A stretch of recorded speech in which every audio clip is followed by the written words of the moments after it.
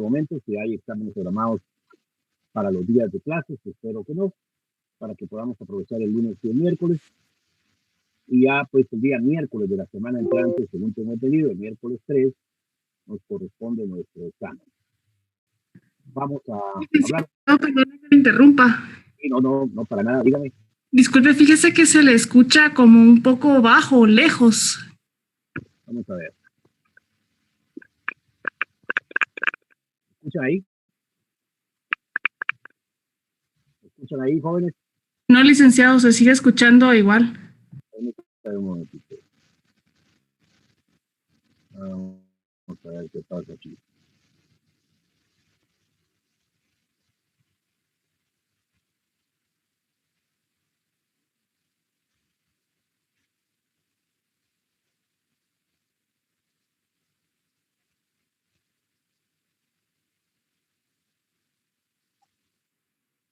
Debería escuchar bien. Está todo conectado. ¿Escuchan ahí? No, Lick, se sigue escuchando igual. Lick, es que se escucha como a lo lejos, un poco.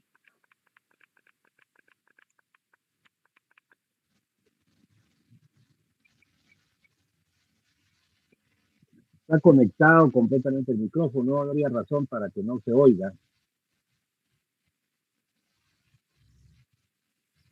Pero sí, se le oye muy poco, licenciado. Buenas tardes. Buenas tardes, permítame un momentito.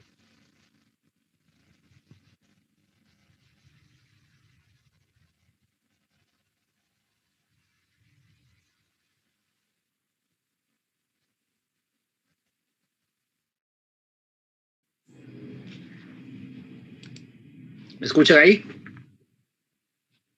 Perfecto, ahí sí, Lick. Ahí sí. Muy bien, muy bien. Muy bien, entonces vamos a hablar unos 5 minutitos del examen antes de introducirnos en la clase de hoy. Vamos a absorber el contenido del examen hasta donde lleguemos hoy, que básicamente va a ser la demanda como acto de iniciación procesal. Entonces, hasta ahí se va a contener el examen, hasta el tema relacionado con la demanda. Eso quiere decir desde que empezamos el curso, desde el punto inicial hasta la demanda, va a ser nuestro objeto de examen. El miércoles, o lo que veamos el miércoles, ya no lo vamos a incluir en el examen. Es más, el miércoles tenemos la posibilidad de hacer una retroalimentación, siempre y cuando ustedes trajeran sus dudas ya listas para que las podamos absorber. Podríamos dedicar parte de la clase del miércoles a eso, en vista de que va a ser la última clase antes del examen, ¿verdad? Porque el lunes tienen examen, según tengo entendido, y el miércoles tenemos también. Entonces, la semana entrante sí no hay posibilidad de recibir ninguna clase. Entonces, les ruego que tengamos presente eso. Los materiales, por supuesto, las diapositivas que ya tienen ustedes en su poder, el código de trabajo en relación a todos los temas que hemos visto, que ahí están contenidos, y por supuesto, cualquier libro, objeto de estudio que se refiera al procedimiento ordinario laboral y al derecho procesal individual del trabajo. Cualquiera de esos documentos puede ser un apoyo en la búsqueda de repasar todos los temas que son objeto del examen. Acordémonos que este examen vale 40 puntos, ¿verdad? Hay que tratar de aprovechar al máximo para tratar de lograr la mejor zona posible en esta primera evaluación, que es bien, bien importante. No sé si hay alguna duda respecto de los temas del examen. Hoy pues hay muy pocos estudiantes en la plataforma, 125 de 280, es una cosa tenebrosa. No sé a dónde se habrán ido todos los demás, o si tienen examen hoy. Buenas tardes, licenciado. Mucho gusto. Buenas tardes. Mucho gusto.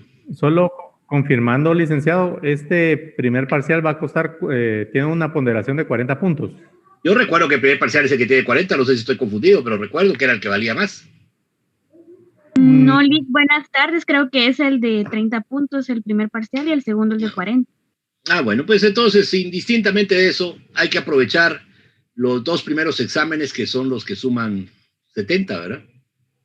Porque el final, sí, correcto, el final solo vale 30, y ya no cuenta para, si no hicimos la zona bien hecha y no llegamos a los 61, difícilmente vamos a poder incluso ni siquiera llegar retrasada. Entonces mi consejo es que aprovechemos la primera evaluación aunque valga 30 y no 40, es importantísimo hacer la mayor zona posible.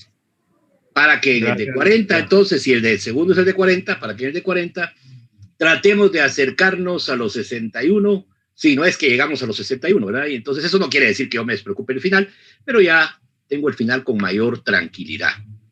El final tiene mayor contenido y entonces es un poco más difícil. Es cuesta arriba tratar de puntear lo que no hicimos en el primero y segundo parcial en el final. Así que consejo sano, ¿verdad? Y por supuesto que yo estoy aquí a la orden para evacuar todas las dudas y todos los pormenores que ustedes entiendan que no tienen claro en relación a ese contenido del examen, pues aquí los podemos abordar. No hay ningún problema. Esa es mi función. Esa es mi obligación aquí dentro de esta cátedra para con ustedes, compañeros. Muy bien. Buenas noches. Buenas noches. Disculpe, ¿la duración del examen van a ser 60 minutos o va a ser un poco menos? Estoy un poco confundido con eso. Yo no sé si el calendario ya se los hicieron llegar, pero a mí me aparece programado nuestro examen a las 8 de la noche. ¿Estaré yo equivocado también en eso? No, sí, es a las 8. Me refiero a la duración del examen. Si va a tardar. Sí, no, es que me llama la atención que sea a las 8, ¿verdad? Pues es una hora un poco rara. Yo nunca examiné en la presencialidad a esa hora. Los exámenes empezaban en horario de clase, o a las 6 o a las 7, dependiendo qué sección fuera, pero hoy a las 8 es un poco raro. Yo espero que haya sido para tratar de ayudar a que todos estén en sus casas ya. Ya, eso es lo que quería saber yo. Cómodamente para enfrentar el examen, pues, porque la hora sí es un poco rara. Por supuesto, el examen dura 1 hora. Lo hacemos llegar a través de Google Class, lo hacemos llegar 5 minutos antes de las 8. Y ustedes deben de entregarlo a más tardar, y esto sí es terminante, no porque lo diga yo, porque la plataforma se cierra. Ustedes deben de entregarlo a las 9:05 como máximo, porque si no lo mandan a las 9:05 ya no se lo recibe la plataforma. Entonces lo mandamos 5 minutos antes y lo mandan como máximo 5 minutos después de concluida la hora. Es un examen para desarrollarse en 1 hora. No tiene mayor complejidad si de verdad nos dedicamos a repasar todo lo que ya hemos visto. ¿Vieron? Así va a ser. Lo mandamos a las -5 y ustedes lo mandan a más tardar a las 5 para que no se cierre la plataforma de Classroom en la devolución del examen ya respondido. Ok, gracias, licenciado. Oye, ¿qué? Muy bien, si no hay ninguna duda, entonces vamos pues a la clase. Recuerdo que, a ver, Eric, ¿quién estaba levantando la mano? Licenciado, disculpe, si se me permite la pregunta. Claro. El examen es de opción múltiple, falso, verdadero, pregunta directa. No, este es de opción múltiple. Gracias. Licenciado, perdone, ¿va a colocar algún caso? No, en este no puedo colocar casos. No tenemos casos todavía, estamos empezando. No sería técnico todavía proponer casos. Los casos los vamos a proponer también con selección múltiple, pero vamos a plantear el caso y después les damos la selección múltiple en el final, que es donde ya corresponde. Ahora, este es un examen teórico, igual que el segundo parcial, ¿verdad? Hay que manejar primero todo el bagaje sustancial del proceso para después pensar en algunos casos. Que bien me hubiera gustado, ¿verdad? Pero desgraciadamente no da tiempo el semestre de que pudiéramos ver un par de laboratorios en vivo, ¿verdad? Pero eso normalmente solo se puede hacer en la presencialidad. Y yo lamento mucho que no se pueda hacer, porque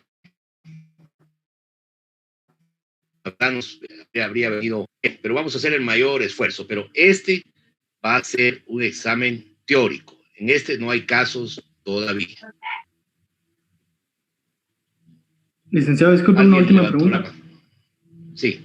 Sí, es que hay algunos licenciados que hacen preguntas trampa, por ejemplo, en esta definición donde dice, es el derecho que tienen las partes para comparecer y gestionar.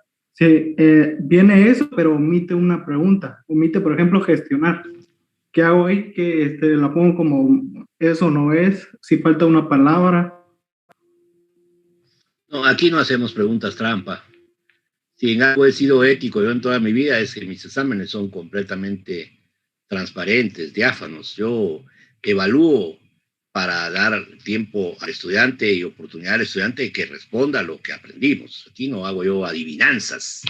Un examen como ese que usted me está planteando es antitécnico, antiético. Yo no busco perjudicar a los estudiantes. Aquí nosotros vamos a presentar la pregunta y le vamos a dar 3 o 4 opciones. Y usted nos dirá cuál es la opción que corresponde a la respuesta que le estamos presentando, porque esa es la base de un examen de selección múltiple. Nosotros damos la respuesta y ustedes nos dicen en cuál de las opciones que les estamos presentando encaja la respuesta que estamos dando o la afirmación que estamos presentando. Gracias. Bueno, trampas solo en los procesos, de repente podemos encontrar algunos, pero eso hace que el litigio. En los exámenes no nos vamos a hacer trampa. Y en general es acostumbrarnos en la vida a no hacer trampa en ninguna cosa que tengamos que hacer. Muy bien. La representación de las partes. A ver si alguien me aclara. Según yo, aquí nos habíamos quedado. Creo que la capacidad la vimos, la capacidad procesal. Eso lo vimos si nos quedamos en la representación de las partes. Si mal no estoy.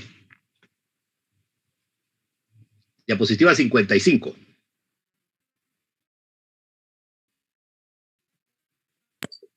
Bueno, en silencio. Quedamos en la diapositiva 53.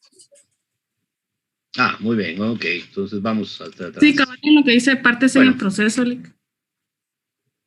Ok, bueno, estábamos todavía terminando las partes entonces. Aquí, como podemos ver, ya habiendo aclarado quiénes son parte, quiénes son los sujetos de la relación sustantiva, quiénes son los sujetos de la relación procesal y por consiguiente quiénes son parte, entonces aquí venimos a reiterarlo. En esta diapositiva podemos ver que son partes dentro del proceso y sujetos procesales también por consiguiente en la relación puramente procesal, como lo vimos, el actor. En primer lugar, el actor a quien le corresponde la instauración de la demanda como único acto de iniciación procesal. Recordémonos que todos los actos del juicio son impulsados de oficio por el juez, pero los actos de introducción al proceso o de iniciación procesal son actos a iniciativa de parte. En el caso del actor, el único acto de la iniciativa de parte es la demanda, porque es el acto con el cual se introduce dentro del trámite del proceso, es el acto de iniciación procesal. En el caso del demandado, la función del demandado es, formalmente, es aquel al que se emplaza para que comparezca al juicio a adoptar la actitud de oponerse a la demanda o bien de contestarla en sentido afirmativo. Él tiene opción, en otras palabras. Él puede, ¿verdad? Una vez emplazado, puede contestar negando las pretensiones del actor y oponiéndose a las mismas. Eso ya vamos a ver que se llama contestación en sentido negativo de la demanda. Pero también tiene la opción de contestar en sentido afirmativo. Esta es una sinonimia de lo que van a conocer ustedes en el procesal civil con allanamiento, que consiste en que el demandado, en lugar de negarse y oponerse a las pretensiones del actor, las acepta. Y al aceptarlas, las da como válidas, por supuesto. Al aceptarlas, por supuesto, altera el curso del proceso, porque ya no va a ser necesario que el proceso se sustancie en todas sus etapas, sino va a suponer, una vez contestada la demanda en sentido afirmativo, la posibilidad para el juez de dictar una sentencia con base en esa aceptación expresa del demandado sobre las pretensiones del actor. Aquí se llama contestación en sentido afirmativo de la demanda, pero en realidad, como ustedes lo van a comprobar cuando estudien la figura del allanamiento en el proceso civil, es la sinonimia del allanamiento en el procesal civil, del allanamiento a la demanda. Aquí se llama contestación en sentido afirmativo y es una de las dos opciones, ¿verdad?, que tiene el demandado frente a su obligación de contestar la demanda, porque eso tenemos que tenerlo claro. Al demandado se le notifica la demanda, ese acto de notificarle la demanda para que comparezca a juicio, eso se llama emplazar. Eso es emplazamiento, de acuerdo con el 337 del Código de Trabajo. Y entonces, una vez emplazado, el demandado queda obligado no solo a comparecer a juicio, sino a comparecer a contestar la demanda por la que ha sido emplazado. Frente a esa obligación que tiene contestar, puede optar entre contestar en sentido negativo o oponiéndose, pues, o en sentido negativo a la demanda, o en comparecer a contestar en sentido afirmativo, aceptando como ciertos o como ciertas las pretensiones expuestas por el actor en la demanda. Por supuesto que Ya vamos a ver que dependiendo de la clase de juicio que estamos o que estemos viendo, dentro del proceso, si se trata, por ejemplo, de un juicio por despido injustificado producido de manera directa, vamos a ver que normalmente esto de emplazar al demandado para que comparezca a oponerse o bien a aceptar, se modifica un poco porque en el juicio ordinario que se promueve por despido directo e injustificado, la obligación de venir a probar o de demostrar sobre lo que es pretendido es del demandado, porque ahí opera, como lo vamos a conocer en su momento, todavía no es para que se preocupen, solo lo estoy citando como referencia, ahí opera el principio de inversión de la carga probatoria, que es un principio importantísimo que aplica para el juicio que se promueve por despido directo e injustificado, en razón de obligar al demandado, para que sea él el que venga a probar la justa causa en la que fundó el despido. Basta en estos juicios, en este tipo de juicios especialmente, por supuesto, basta que el trabajador afirme que se le despidió directa e injustificadamente, y si no tiene prueba o no puede probar o no quiere probar, no necesita probarlo de entrada, porque se va a emplazar, como lo vamos a estudiar en su momento, al empleador para que sea él el que venga a probarlo. En este juicio hay una inversión de la carga de la prueba, entendido esto en que no prueba quien pretende, en este caso quien demanda, que sería el trabajador, sino quien es pretendido, que en este caso sería el empleador. Entonces ahí puede asumir cualquiera de estas actitudes el demandado, pero tenemos que tomar en cuenta que como está invertida la carga de la prueba, es obligación de él, ¿verdad?, probar que no despidió directa e injustificadamente al trabajador, a menos que conteste en sentido afirmativo y que acepte que sí lo despidió, ¿verdad? Entonces ahí no hay ningún problema. Ahí estaríamos prácticamente terminando el juicio. Sí, compañero Estrada, dígame. Eric Estrada dice aquí, un nombre igual al de aquella famosa serie de policía motorizada. ¿Pidió la palabra?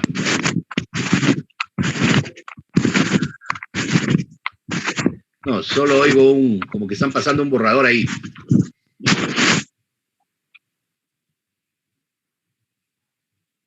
¿Alguien va a preguntar?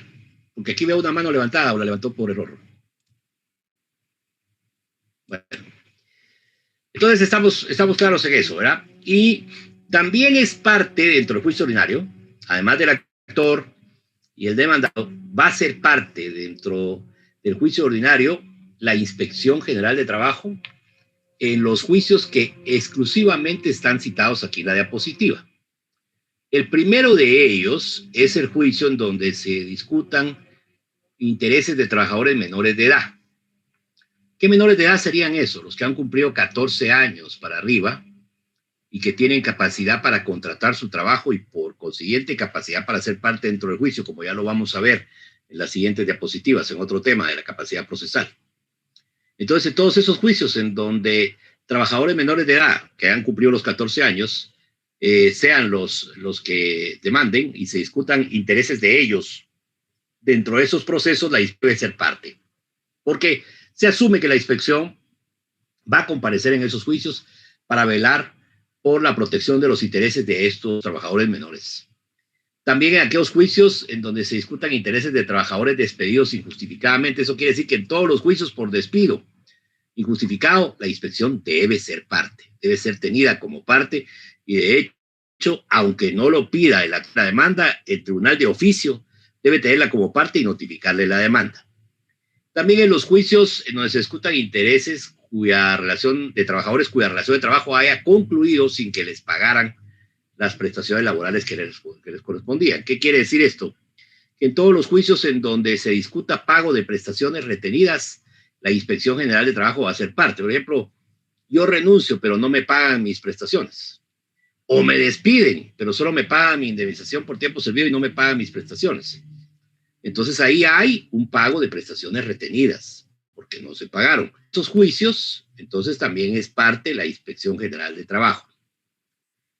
Y finalmente, en los juicios en los que se discutan intereses de trabajadoras que encontrándose grávidas, es decir, embarazadas, hayan sido despedidas. Como ustedes ya lo vieron de haber aprendido en trabajo 1, las trabajadoras embarazadas gozan de inamovilidad. Desde el momento en que dan aviso de su embarazo o que tiene conocimiento del empleador de que están embarazadas, y por supuesto durante todo su periodo pre y postnatal y hasta 10 meses después que corresponden al periodo de lactancia, esa trabajadora es inamovible y por lo tanto no se puede despedir. Sin embargo, hay algunos casos donde la despiden y no le importa al empleador que sea inamovible y la despide. Ahí, cuando se promueve el juicio para que se restituya a esa trabajadora cuya garantía de estabilidad y de inamovilidad ha sido vulnerada en su perjuicio, ahí también va a ser parte de la Inspección General de Trabajo. Todo esto en consonancia con lo que a ese respecto establece el artículo 280 del Código de Trabajo, establece esta situación de inspección debe ser parte. Ahora, esto es muy bonito, ¿verdad? Muy loable querer hacer parte a la inspección en todos estos juicios. El problema más grande que evidencia esto es que de cada 100 juicios en donde la inspección debe ser parte, deja de comparecer no menos de 90, porque no tiene cómo. La propia Inspección Departamental de Guatemala no tiene más de unos 80 inspectores disponibles en la actualidad para fiscalizar más o menos unos 100,000 centros de trabajo fácilmente en el área metropolitana. Y si a eso le agregamos que tiene que ir a todas estas audiencias en donde se discutan intereses de estos en juicio ordinario, es bastante difícil que el inspector pueda cumplir con todo eso. Entonces, en la práctica, lo que sucede es que a la inspección se le tiene como parte, se le notifica, se le hace ver el día y la hora en que debe empezar el juicio oral, pero al finalizar el tema y cuando se produce la audiencia, ya no llega a la inspección porque no tiene la estructura para que la inspección pudiera absorber una acción legal como esta que pone aquí. La inspección tendría que tener una estructura más grande. Tendríamos que hablar de una inspección de unos 3,000 inspectores de trabajo para pensar en que podemos hacer alguna función de vigilancia y fiscalización como corresponde y que podemos intervenir también en estos juicios de trabajo. Eso desgraciadamente no es así en la actualidad. Entonces esta norma está ahí, la inspección debiera ser parte, pero como lo van a poder ustedes comprobar personalmente cuando ya en su ejercicio profesional o en su práctica puedan ventilar, van a ver que la inspección está notificada y apercibida de que debe comparecer, pero sin embargo no comparece, ¿verdad? Y se debe a esta escasa estructura, esta pobre estructura que tiene la Inspección General de Trabajo, que no le permite absorber todas estas obligaciones. No sé si hay alguna duda ahí, jóvenes. Sí, licenciado, perdone, los jueces, sí, a la hora de que los delegados del Ministerio de Trabajo de la Inspectoría no se presentan, ¿tiene alguna... ¿influye en algo en la decisión de ellos o ellos de cajón ya saben de que no van a participar? No, los jueces no pueden dejar de tenerlos como parte y de apercibirlos de que deben de comparecer, pero si no comparecen no pueden hacer nada tampoco. Simplemente no compareció, se hace constar que a pesar de haber sido notificado y de haber sido tenido como parte, no compareció. Y entonces el juicio se tramita sin ellos, ¿verdad? Lamentablemente. Porque sería bueno que la inspección pueda participar, ¿verdad? Hay otros ordenamientos nacionales. El ordenamiento argentino, por ejemplo, prevé la presencia de fiscales del Ministerio de Trabajo, que allá así se llaman los inspectores fiscales. Hay uno permanente en cada juzgado de trabajo. Ahí no hay ni que llamarlo. Ahí mismo está. Ahí funciona. Entonces se integra. En esas audiencias se integra. El juicio oral ahí se va integrando. Igual deberíamos de ser aquí, ¿verdad? Tendríamos que tener inspectores nombrados permanentemente en los tribunales de trabajo. Y eso ya ahorraría el que el tribunal tenga que estar notificando y apercibiéndolos y que no lleguen, porque estos serían inspectores dedicados a tiempo completo a esto, para cumplir con esta atribución. Pero eso es difícil de esperarlo en nuestro medio si estamos conscientes de que tenemos una organización administrativa de trabajo, un Ministerio de Trabajo que es una de las Iberias del organismo ejecutivo, ¿verdad? Es uno de los ministerios más abandonados. De hecho, el ministerio que menos presupuesto tiene. Imagínense, creo que el Ministerio de Trabajo tiene menos presupuesto que el Ministerio de Cultura. Discuten, se pelean los dos por ver quién tiene menos. Pero un ministerio tan importante, con tantas atribuciones legales, sin presupuesto y sin recurso humano para poder cumplir esto, tiene una tarea casi imposible de realizar, aunque la ley diga que debe cumplir esa tarea, ¿con qué? Si no tiene estructura. Sí, compañera Elba, Gabriela. Gracias, licenciado. Disculpe, yo tengo una duda. En el artículo 280 establece que en los casos de las trabajadoras en estado de gravidez, dice que dice, salvo en cuanto a estas últimas, se apersone el Instituto Guatemalteco de Seguridad Social. ¿En qué casos se apersonaría el IX, licenciado? Bueno, el ICS en todos los juicios en materia de previsión social, porque es que el ICS no es que necesariamente sea parte, el ICS es demandado. O sea, no es tercero, como aquí, la inspección, ¿verdad? Que no es ni actor ni demandado, sino en realidad es parte, pero es un tercero. Es un tercero que hace la función, como decíamos, de velar por los intereses de los trabajadores en estos juicios específicamente que aparecían en la diapositiva, mientras que el Seguro Social aparece como demandado en aquellos juicios en materia de previsión social, que no son pocos. Ya los juicios en materia de previsión social en Guatemala han ido creciendo en número y también en incidencia. Antes era muy raro ver un juicio de previsión social, que son aquellos que se promueven después de que la Seguridad Social ha denegado, por ejemplo, en perjuicio de alguno de sus afiliados, algunos de los derechos en relación a alguno también de los programas de cobertura social que tiene el Seguro Social, ¿verdad? Aquí lo que nos dice es, o cuando se trate de acciones entabladas para proteger la maternidad de las trabajadoras, salvo que en cuanto a estas últimas, dice, se apersone el Instituto Guatemalteco. Puede ser, nunca he visto esto, les soy completamente honesto, yo tengo casi 30 años de ejercicio, nunca he visto que el ICS se apersone en los juicios que corresponde discutir intereses de trabajadoras que, encontrados graves, han sido despedidas. Aquí lo que supone es que en lugar de la inspección bien podría, según lo que dice el primer párrafo del 280, bien podría comparecer el ICS también, con mayor propiedad, creo yo, a proteger los intereses de esa trabajadora que se encuentra grávida, porque el ICS la tiene documentada, ¿no? El ICS tiene un expediente de ella desde que resultó embarazada. Incluso el ICS mismo pudo haber sido el que hizo el diagnóstico del embarazo. Entonces, más le correspondería en realidad, por función propia al ICS, representar ahí en ese juicio también en favor de los intereses de esa trabajadora. Sin embargo, yo hasta el día de hoy, yo no he visto ningún juicio en donde la inspección sea parte y el ICS sea el que se apersone, ¿verdad? El ICS sea el que se apersone diciendo que él es el obligado a velar por esos derechos en función de que es el ICS el que protege también la salud de esta encontrándose grávida haya podido ser despedida. Eso está ahí en la norma, pero normalmente eso no aparece. Qué bueno fuera, ¿verdad? Y el ICS sí tendría un poco de mayor capacidad que el Ministerio de Trabajo. El ICS, con todo el dinero que tiene, bien podría pagar, ¿verdad? Inspectores en materia de seguridad social que comparezcan en esos juicios. Inspectores que tendrían que ser abogados, pues, por supuesto, para comparecer en esos juicios, ¿verdad? Ya la mayor parte de los inspectores, ahora especialmente los jefes, son abogados, los inspectores departamentales, y quienes comparecen a estos juicios, hay un buen número que ya son abogados. Pero esto es una opción, o comparece la inspección, en ese caso específicamente de las mujeres trabajadoras que se encuentren graves, o comparece el ICS.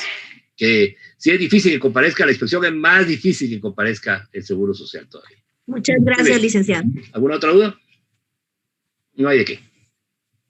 Muy bien. Hablemos ahora de la capacidad para ser parte. A eso se refiere la capacidad procesal. A la capacidad para que yo pueda ser parte en juicio. A eso existe, por supuesto, una regla general. La regla general de la capacidad se alcanza con la mayoría de edad. Una vez alcanzamos la mayoría de edad, somos sujetos de derechos y sujetos de obligaciones, y por consiguiente podemos comparecer a juicio por sí mismos, sin necesidad de fórmula de representación alguna. Si la mayoría de edad nos da la capacidad también. Capacidad y la capacidad para ser parte, por supuesto. Sin embargo, aquí en materia laboral, recogiendo una situación que es innegable en un país como Guatemala, en donde los menores, a pesar de tener prohibido, muchos de ellos, todos los que no alcanzan los 14 años de edad, si vemos el régimen de trabajo del menor, tienen prohibido trabajar. Tienen prohibido trabajar en actividades porque son laborales, porque son incompatibles, se supone, con su edad, los que no han alcanzado. Sin embargo, si miramos una o dos normas adelante de donde se contiene la prohibición, vamos a ver que aunque se les prohíbe trabajar a los menores de 14 años, los que no han alcanzado 14, después dice que si la Inspección General de Trabajo aprueba que puedan trabajar, una vez ellos hayan acreditado que trabajan por necesidad familiar, porque ellos van a colaborar en el sostenimiento del hogar, una vez se pruebe que no van a ser empleados en labores incompatibles con su esfuerzo, y una vez se pruebe que además se garantiza que van a continuar estudiando y que el trabajo no va a ser el motivo para divorciarlos de la educación, entonces a esos menores que no han alcanzado 14, la inspección puede autorizar que trabajen. Eso dice el código, ¿verdad? Eso dice el código. Ahora, los que tienen 14 años o más, a esos el artículo 31 del Código de Trabajo les atribuye capacidad.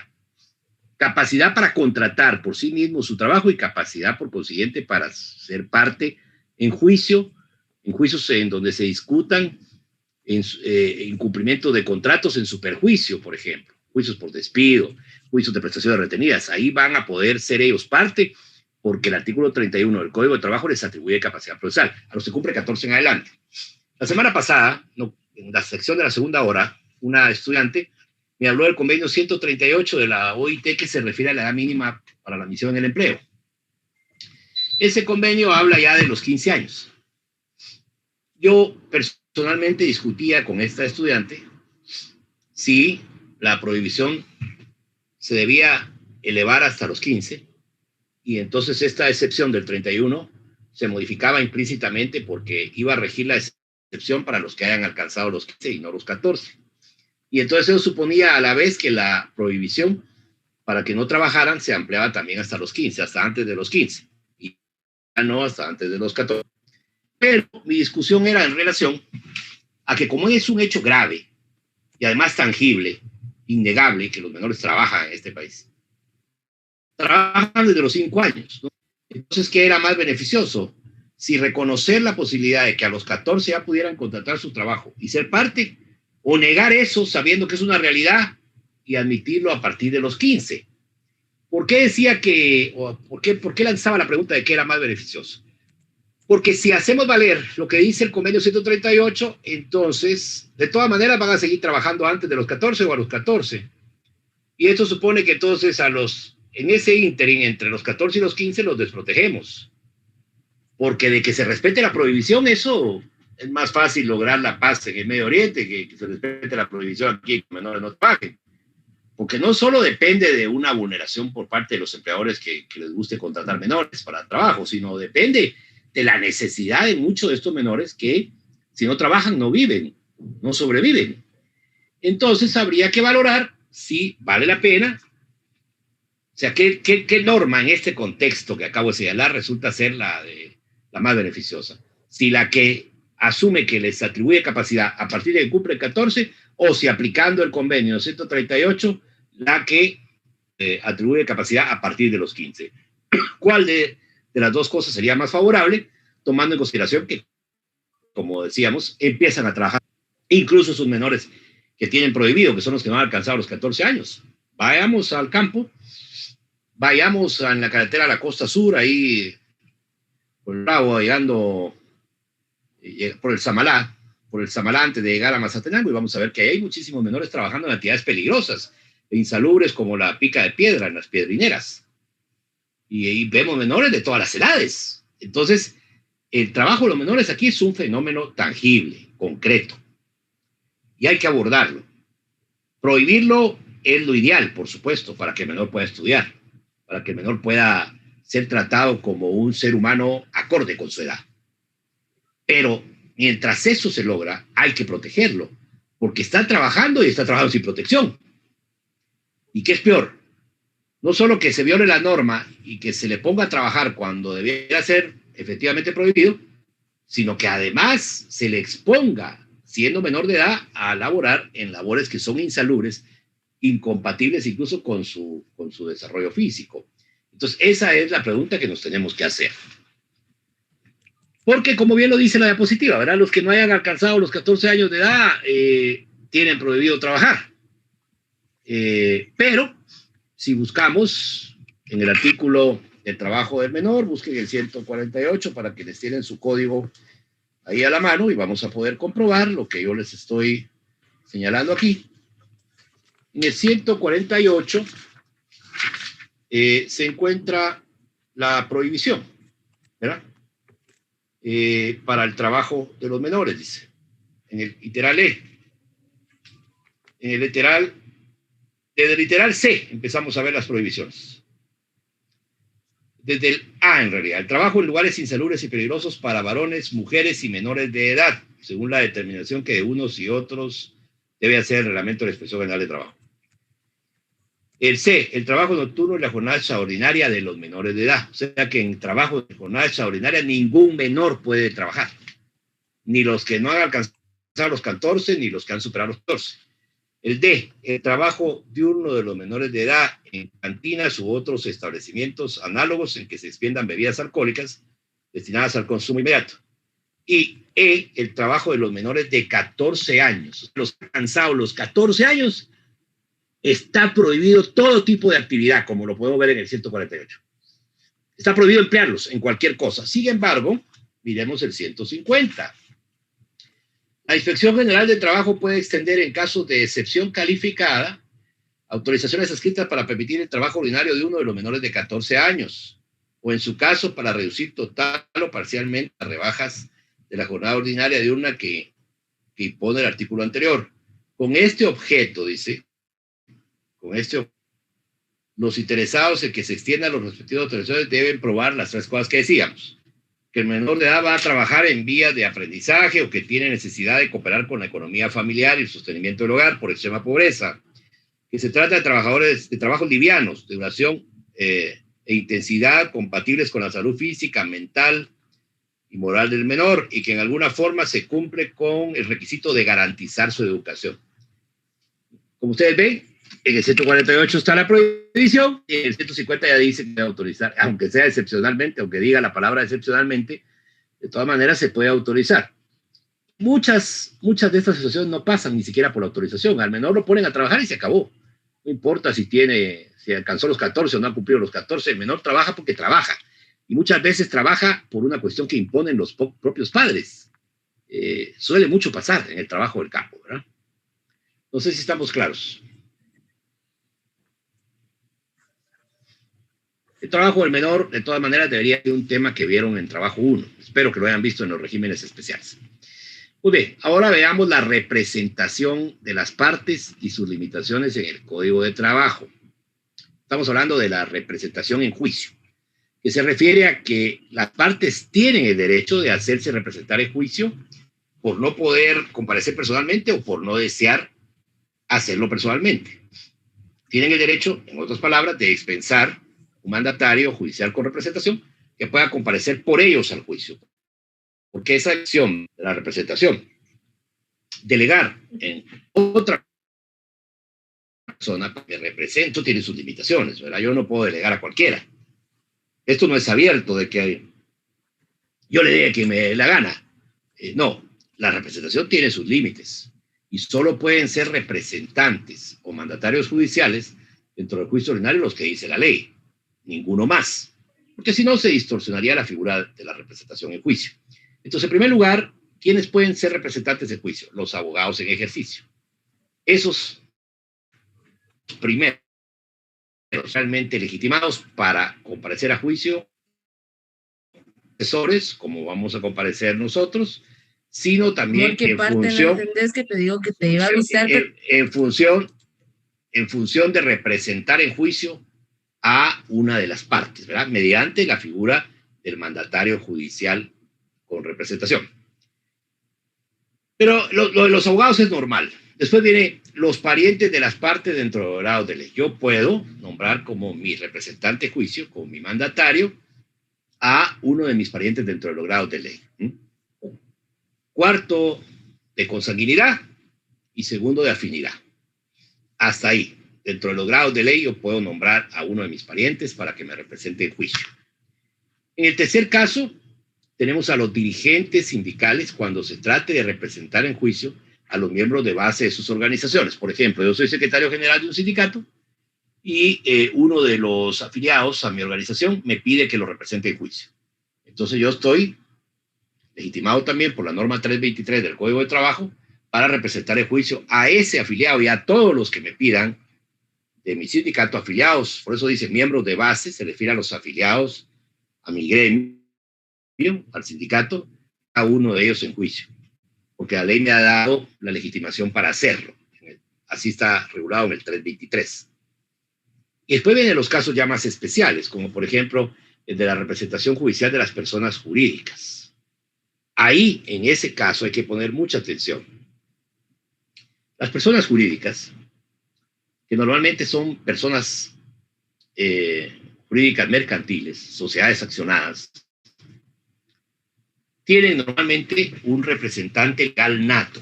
¿Quién es el representante legal nato de las personas jurídicas que surgen con la constitución, por ejemplo, de una sociedad mercantil? El instituido en su escritura pública. Desde que se crea la sociedad, desde que nace la sociedad, también se establece en su escritura constitutiva quién va a ser su representante legal nato. El presidente del Consejo de Administración de la sociedad, si va a ser el gerente general, y también se establece quiénes otros, aparte del representante legal nato, que es ese que está instituido ahí pública, quiénes otros ejecutivos de la sociedad pueden también tener representación legal. Normalmente, aparte del representante legal nato, los gerentes, ¿verdad? Todos los gerentes de división. En una empresa grande, por ejemplo, el gerente de recursos humanos, el gerente administrativo, el gerente general, si es distinto del representante legal nato. El representante legal nato normalmente puede ser el presidente del Consejo de Administración. A veces recae también en la figura del gerente general, pero ese es nato, como lo estoy explicando, porque así se constituyó en la escritura constitutiva que dio nacimiento a esta sociedad mercantil, que es la que está siendo representada en juicio. No olvidemos que la representación de las personas jurídicas en juicio las hace corpóreas. Estamos hablando de una persona incorpórea, que es la persona jurídica, que se hace corpórea mediante la representación en juicio de su representante legal nato primeramente. Ahora, ¿qué pasa si el representante legal nato de esta sociedad no tiene deseo de comparecer al juicio él personalmente, a pesar de ser el representante legal nato de la sociedad? Si eso pasara, entonces él puede, por virtud de que así lo establece el 99.9% de las escrituras constitutivas de sociedad, él puede delegar en la persona de un abogado su representación en primer lugar y delegarle también la representación que él tiene, la sociedad, para comparecer a juicio como representante de la sociedad. Porque una cosa es que el abogado, el de esta persona en lo particular, y otra cosa es que esta persona en el mandato le delegue la representación que él tiene, representante legal nato de la sociedad. Entonces, cuando vayamos a un juicio de estos y nos pongan a la vista el título con el que se está ejerciendo la representación, dicho en otras palabras, el mandato judicial, tenemos que ver que en el mandato se contenga además una cláusula en donde quien otorgó el mandato a este colega para comparecer como mandatario judicial al juicio sea el representante legal nato de la sociedad, que le está delegando, además, en esa cláusula especial, le está delegando la representación que tiene como representante legal nato de la sociedad, comparecer a representar a la sociedad, porque ahí ya no va a comparecer como mandatario judicial porque es abogado, sino porque le delegó la otra persona la representación de la sociedad en juicio. Su calidad de abogado es la que le va a permitir ejercer, por ejemplo, la defensa de los intereses de su cliente, pero también en él va a encarnar la delegación de la representación legal nata de la sociedad, porque así se lo delegó quien le otorgó el poder. Esto es lo que hay que tener, digamos, bastante presente en las audiencias en donde la demandada sea una persona jurídica y comparezca de esa forma. Tiene que constar, ¿verdad? Si que comparece no es su representante legal nato, entonces hacemos el título, a ver si efectivamente quien le otorgó el poder le delegó también la representación legal de la sociedad, por virtud de que ese es un acto, ¿verdad?, que se ha expresado en la escritura constitutiva de esta persona jurídica o de esta sociedad. Sí, compañera, dígame. Mayra Mariela, usted había preguntado. Licenciado, no, es que se me marcó la manita, perdone. Bueno, no tenga pena. Muy bien. Ahora, siempre con relación a la representación en juicio, hay una limitación que también tenemos que tener presente, que lo cita aquí la parte final de la diapositiva. Y es que en la proposición del medio de prueba de confesión judicial que se puede hacer dentro del juicio,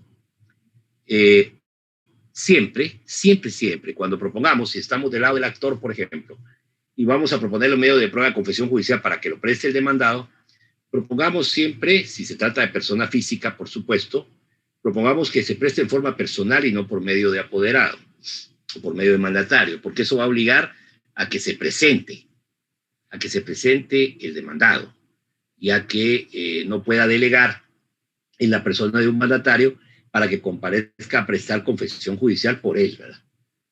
Si no lo proponemos así, él puede comparecer todo mediante un mandatario. Si solo proponemos en medio de prueba de confesión judicial y no decimos que queremos que quien comparezca a prestar la confesión judicial sea el actor en forma personal y no por medio de apoderado, entonces se puede designar, ¿verdad? Puede otorgar un contrato de mandato judicial para que sea el mandatario judicial el que comparezca a contestar el pliego de preguntas que conlleva la confesión judicial dentro de la prueba.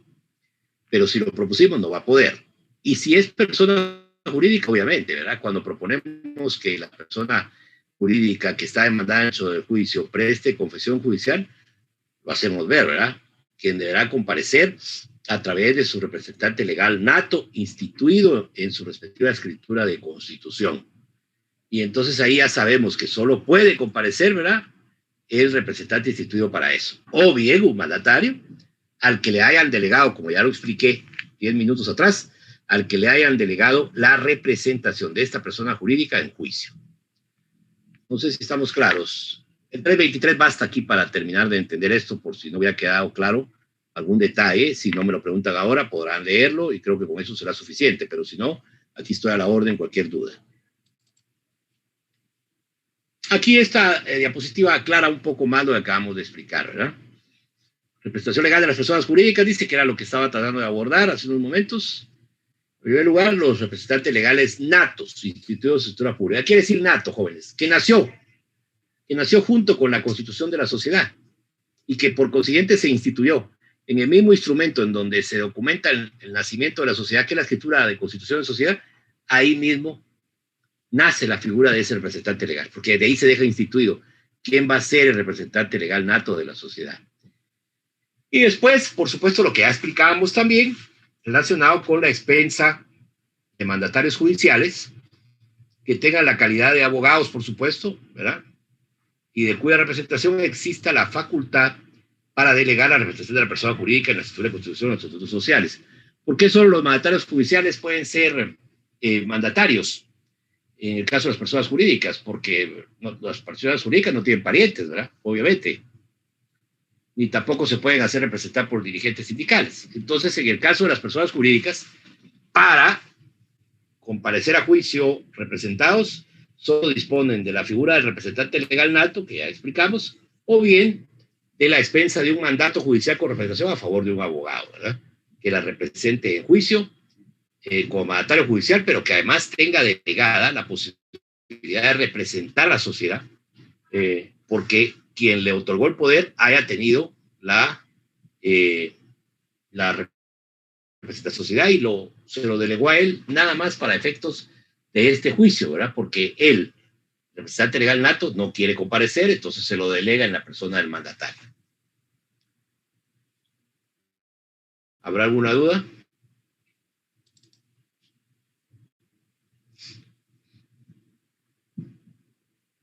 Muy bien, sigamos entonces. Terminemos las láminas que tenemos hoy para ver si el miércoles podemos ver algo de la demanda. Pero como ya di mi palabra, hasta lo que veamos hoy vamos a abordar el examen. Ya la demanda sería del segundo parcial.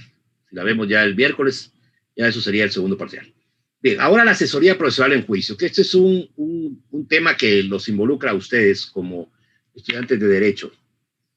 La asesoría procesal en juicio, es decir, aquí no se llama dirección y procuración, como la van a conocer a la asesoría procesal en el juicio civil. Aquí se llama asesoría. Aquí los abogados somos abogados asesores. En civil somos abogados directores y procuradores. Aquí somos asesores, y así nos firmamos, en su asesoría. Consignamos cuando firmamos debajo de la firma de nuestro cliente o cuando firmamos a ruego de este. Ahora, este auxilio profesional, en el derecho procesal del trabajo, que como ya decíamos se denomina asesoría, tiene también la posibilidad de que se ejerza por otras personas distintos a los abogados en las circunstancias expresamente permitidas por las normas que así lo regulan dentro del Código de Trabajo. Pero en primer lugar, Los asesores pueden ser los abogados, por supuesto, los abogados en ejercicio. ¿Qué quiere decir eso? Los abogados hábiles para ejercer su profesión. Eso quiere decir abogados que se encuentren solventes con su colegio profesional, al día en el pago de sus cuotas de colegiación, y eso los habilita para ejercer su profesión. Ustedes van a ser abogados egresados de San Carlos, pero van a ser hábiles para el ejercicio de su profesión una vez se colegien, porque la colegiación profesional es obligatoria en nuestro país, y una vez mantengan al día sus obligaciones con ese colegio de abogados dentro del cual van a colegiarse. Una vez estén colegiados y con sus obligaciones al día, entonces ustedes están habilitados para el ejercicio de la profesión. Por eso dice abogados en ejercicio. En segundo lugar, ¿quiénes pueden también ser asesores dentro del juicio? Los dirigentes sindicales. Otra vez, cuando se trate de asesorar a sus miembros de base de las asociaciones sindicales que representan. Aquí sí hay una limitación. Pueden ser asesores de sus respectivos miembros de base, pero en aquellos juicios cuya cuantía no sea del equivalente a 10 veces el salario mínimo mensual del sector económico al que pertenezca al trabajador. Por ejemplo, si estamos hablando de un sindicato urbano, ¿qué salario mínimo base es el que va a regir ahí para calcular el equivalente a 10 veces el salario mínimo mensual por actividad? El salario de la ciudad. Ese salario de la ciudad, el salario mínimo, es el que vamos a multiplicar por 10. Y esa es la cuantía máxima dentro de la cual puede participar el dirigente sindical en juicio. Hay que multiplicar esos 10 salarios mínimos del trabajo de la ciudad y ver si la cuantía del juicio en el que se va a involucrar el dirigente sindical está dentro de ese margen o supera el margen, ¿verdad? Eso sería lo interesante de establecer. Si la cuantía es superior a 10 veces el equivalente al salario mínimo mensual del trabajo de la ciudad, entonces ya no puede participar. Ahí hay una clara limitación en cuanto a que no va a poder vincularse como asesor este dirigente sindical porque la cuantía del juicio es superior a la que le permite el artículo 321 del Código de Trabajo para poder ser asesor en esos juicios. Este tema tiene algún sentido en el caso de los dirigentes sindicales porque no son diestros, no son técnicos. Muchos de ellos ni siquiera han estudiado derecho en su vida. Entonces, un juicio de una cuantía más grande implica mayor responsabilidad y mayor conocimiento que no tiene el dirigente sindical muchas veces. Entonces, la limitación tiene alguna razón. En donde no tiene limitación es en el último caso que vemos aquí en esta diapositiva, cuando dice los estudiantes de Derecho de las universidades, se está refiriendo a ustedes, del país que hayan aprobado los cursos de Derecho del Trabajo, cuando la cuantía del asunto no exceda el equivalente a 10 veces el salario mínimo mensual del sector económico al que pertenezca el trabajador reclamante. Aquí la cuantía, si ustedes ven, es la misma, con la única diferencia que el asesor, a quien se le está confiriendo la posibilidad de constituirse como asesor dentro del proceso a favor de estos trabajadores, es a ustedes, a los estudiantes de Derecho, que hayan aprobado los cursos de Derecho del Trabajo. Eso quiere decir que ya tendrían que haber aprobado los 2 cursos sustantivos, Trabajo 1, Trabajo 2, y los 2 cursos procesales. A final de este año, en otras palabras, ustedes estarían hábiles para hacer su pasantía como asesores en los tribunales de trabajo en aquellos juicios cuya cuantía no sea superior a 10 veces el salario mínimo mensual del sector económico al que pertenezca el trabajador. Aquí es donde la limitación, decía yo, ya no tiene sentido. Porque, ¿por qué voy a limitar yo la participación del pasante? Si hay un trabajador que necesite auxilio profesional, que no pueda pagar un abogado, y cuya cuantía de las prestaciones a reclamar exceda de 10 veces el salario mínimo, porque era un trabajador que devengaba un salario un poco más decente, ¿por qué voy a ponerle una limitación a este estudiante de Derecho? Lo que quiero es que se forme, y mejor si son juicios más difíciles los que va a enfrentar para ir asegurando su experiencia y su formación, porque eso me va a permitir pensar en la posibilidad de que este pasante, este estudiante de Derecho, va a tener una posibilidad de mayor interacción en juicios importantes ante los tribunales de trabajo que le dan dar mayor solvencia para actuar judicialmente. Al final esa es la vida que escogió este estudiante, la vida del abogado en ejercicio, que puede suponer, si se decide por el litigio o por abogado en ejercicio, como le decimos, abogado liberal, que vaya a pasar toda su vida en tribunales. Entonces, qué mejor que si va a pasar toda su vida en tribunales, sepa qué es lo que va a hacer. Y para eso debemos proponerle un escenario más amplio. esta limitación de la cuantía, en este caso, para mí es absurda y no debiera de existir por cuanto lo que queremos es que los pasantes participen. Algunos colegas celosos del auxilio profesional dicen que esto es mejor que esté así porque si no tendríamos un montón de pasantes haciéndonos competencia en el ejercicio de la profesión. Personalmente eso no lo creo, porque el pasante hace esa pasantía como una cuestión transitoria, como un requisito que debe cumplir para obtener su solvencia previo a ir a la defensa de su examen técnico profesional. Es decir, el pasante no se va a quedar toda la vida ahí. Esto es una cuestión transitoria. Además, un pasante no podría competir con un buen abogado. No tiene el perfil, no tiene la experiencia. Entonces, quienes piensan eso son simplemente abogados con un celo profesional exagerado, diría yo, con miedo exagerado, quizás porque tampoco son muy buenos abogados, y entonces tienen el temor de enfrentarse en los juicios con algún pasante que esté haciendo su práctica y que el pasante pueda ponerlos en entredicho, ¿verdad? Pero en realidad esta limitación no tiene ningún sentido si pensamos en que lo que buscamos es la formación y la preparación de este pasante o estudiante de derecho que ha aprobado sus cursos de derecho del trabajo. Ahora bien, en cuanto a la aplicación supletoria, y con esto cierro porque nos quedan 3 minutos. ¿Qué es la aplicación supletoria? Si ya estamos claros con la asesoría, ¿qué es la aplicación supletoria en general? ¿Qué entendemos por aplicación supletoria de la ley?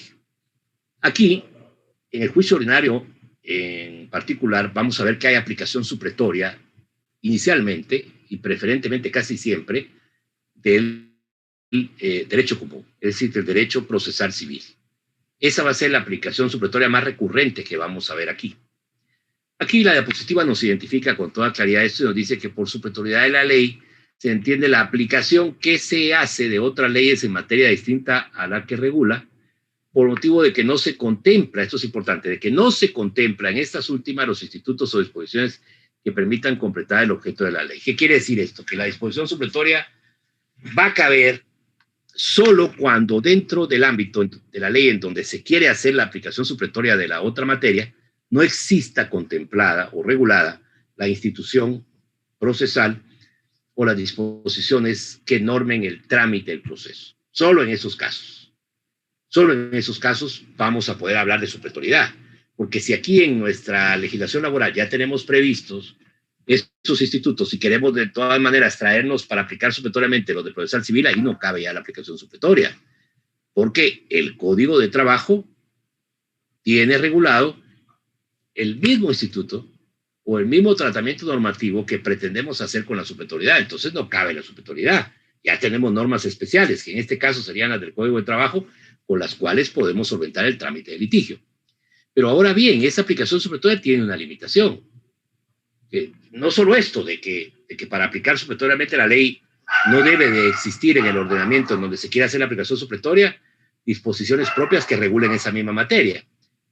A la limitación que me refiero es a que la aplicación supletoria acá, dentro del proceso de trabajo, solo es permitida si no existe disposición que regule la materia en concreto donde se quiere hacer la aplicación supletoria, pero además, si esa aplicación supletoria que vamos a intentar no contraría los principios, ¿verdad?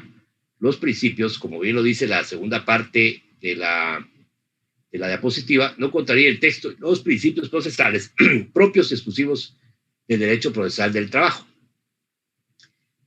Si no hay norma que regule esa institución, pero la aplicación supletoria va a confrontar con los principios propios del proceso laboral, yo tampoco puedo hacer aplicación supletoria, aunque no exista disposición.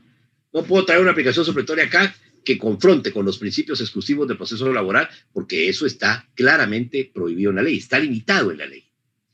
Un ejemplo de esto es, por ejemplo, valga la redundancia, la improcedencia en materia procesal del trabajo del recurso de casación. Contra las sentencias que se dictan en segunda instancia en el ámbito del derecho procesal individual del trabajo, el ámbito de la justicia ordinaria, no cabe el recurso de casación para anular sentencia alguna. Aquí no cabe.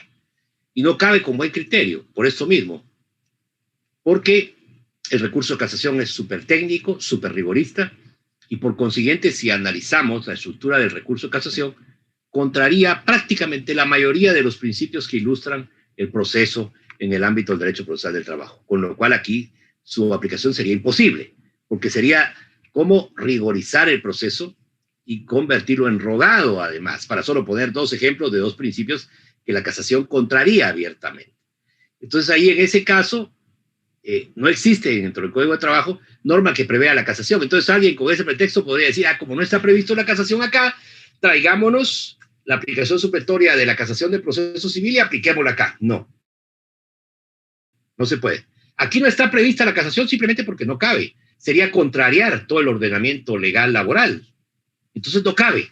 Pero traerla bajo el pretexto de que no está prevista acá también sería posible, porque su sola aplicación, como ya dijimos, contraría casi todos los principios procesales que regulan con carácter exclusivo nuestro procedimiento laboral. El conducto para hacer aplicación supletoria en el ámbito procesal laboral es el artículo 326. Es el 326 del Código del Trabajo el que permite que podamos hacer aplicación supletoria. Como dije, normalmente de algunas instituciones del procesal civil, que son las que más, con alguna frecuencia, vemos aplicar supletoriamente acá. Repito, siempre y cuando, ¿verdad?, no contraríen los principios propios exclusivos que ilustran el proceso laboral. Muy bien, no sé si estamos claros ahí, jóvenes. Vamos a dejar aquí la clase de hoy. Faltan 3 minutos para las 7 de la noche. Tenemos que convertir la grabación. Ustedes tienen que ir a su curso de segunda hora y yo también al mío a la segunda hora. Así que si no hay ninguna duda, nos vemos el miércoles en horario de clase. Gracias, licenciado. Feliz noche. Que tengan buenas noches. Muchísimas gracias,